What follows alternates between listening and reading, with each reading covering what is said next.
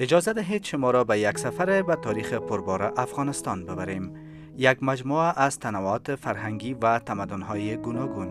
در عصر برنز، افغانستان امروزی مرکز پیشتاز در استخراج معادن اولیه بود. در اطراف معدن مس عینک، شهر آباد پدید آمد که محل برای استخراج و تجارت معدن دانسته میشد. کاروان‌های تجارتی مس را از این شهر حمل می‌کردند و به بازارهای دور انتقال می‌دادند. تمدن بودایی کندهاران شکوفا شد و هنر قابل توجهی را پشت سر گذاشت که گنجینه‌های آن شکوه بخش موزیم‌های سراسر جهان است. در دوره کوروش دوم، کابل به مرکز آموزش زردشتیان تبدیل شد. داریوش بابلی این سرزمین را به امپراتوری آخومنشیان مدغم کرد. سپس در طوفان فتوحاتش، اسکندر کبیر با ساختن حصارها و گسترش نفوذ یونان در سرتاسر این سرزمین‌ها آثار در این سرزمین به جا گذاشت. او با شاهزاده رخشانه باختری ازدواج کرد. سلطنت او توسط سلوکیان که جاگزین مقدونی‌ها شدند دنبال شد. در بامیان مجسمه‌های عظیم بودا از سنگ گل ساخته شد. امویان لشکرکشی کردند اما عقب رانده شدند. سرانجام افغانستان را عباسیان فتح کردند. مغول‌ها به رهبری چنگیزخان بالای کابل، قندهار، جلال آباد، بامیان و هرات تهاجم کردند. این خشونت‌ها باعث شد تا مولانای رومی متولد بلخ افغانستان به دنبال سرپناهی به ترکیه برود و در آنجا به شاعر و عارف مشهور تبدیل شود که آثار پربار او همچنان الهام بخش معنویت است.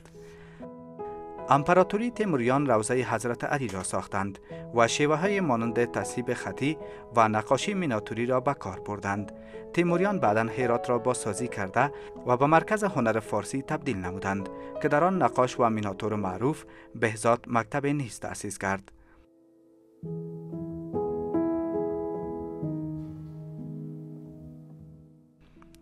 در این عصر ملکه گوهرشاد نقش اساسی در ترویج هنر، ادبیات و معماری ایفا کرد و میراث از معماری و نوآوری فرهنگی را پشت سر گذاشت. در زمان سلطنت او مسجد یا مصلی که دارای 5 مناره بود نیز بنا شد.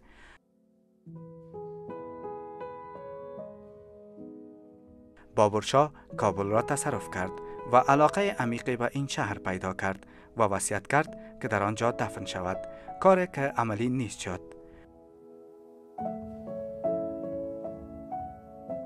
پس از یک سلسله مبارزات علیه بریتانیا و جماهیر شوروی، افغانستان در سال 1919 به عنوان یک کشور مستقل ظاهر شد.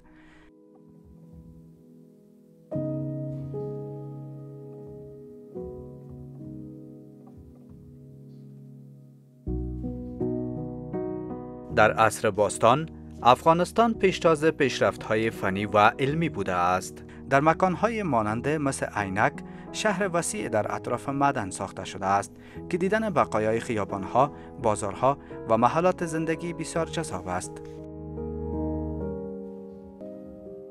همچنین اکتشافات در زمینه بوتانی یا گیاهشناسی، داروهای گیاهی، سیستم‌های پیچیده آبیاری برای کشاورزی و غیره انجام شد. قندهار در سال 330 قبل از میلاد توسط اسکندر کبیر در نزدیکی محل شهر باستانی مندیگک، شهری که در حدود 3000 سال قبل از میلاد تأسیس شد.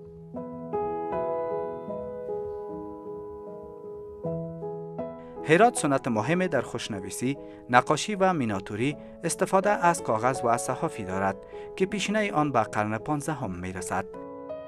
هرچند اکثر آثار هنری تولید شده در انجمن یا اکادمی کتاب هرات به سرتاسر جهان پراگنده شده است، اما با آن هم مجموعه کوچک و قابل تحسین از آثار هنری آن هنوز هم در آرشیو باقی مانده است که اکنون بخشی از موزیم ملی کابل را تشکیل می دهد.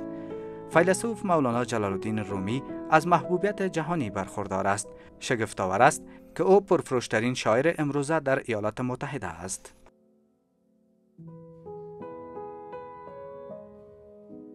هرچند که این تمدن‌ها گذشته‌اند، اما گنجینه از خود به جا مانده‌اند. بقایای معماری‌ها، محلات و آثار باستانی به ما چگونه زندگی آنها را تعریف می‌کنند. بازدید از مکان‌های گذشته نه تنها برای شهروندان افغانستان، بلکه برای مردم سراسر جهان الهام بخش و آموزشی است. پس از یک جنگ، یکی از اولین کارهایی که بسیاری از کشورها انجام می‌دهند، مرمت و بازسازی ساحات تاریخی است. این می‌تواند یک سیگنال قوی از رهایی یک جامعه از ناهنجاری باشد.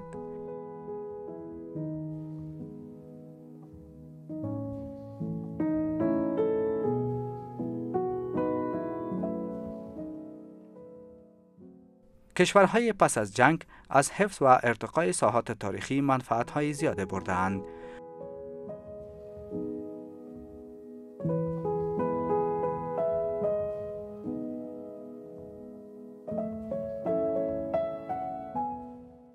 افغانستان ساحات تاریخی دارد که می تواند با هر یک از تمایزات تاریخی برتر جهان رقابت کند.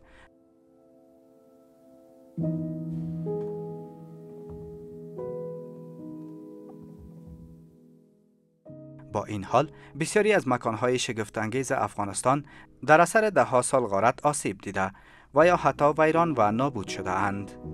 اشیاء گرانبها به غارت رفته و به خارج از کشور منتقل شده اند.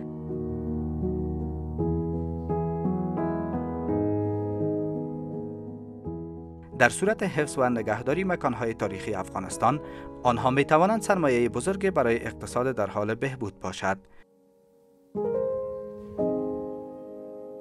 مشاغل زیادی با بخش میراث فرهنگی و گردشگری مرتبط است.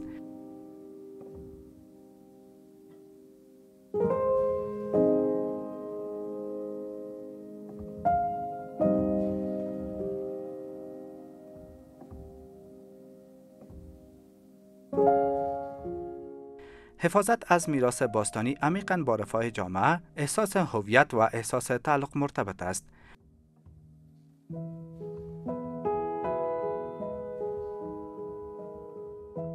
هر کسی که در راه نجات میراث فرهنگی افغانستان قدم بردارد، دیگران را در گام‌های خود الهام می‌بخشد.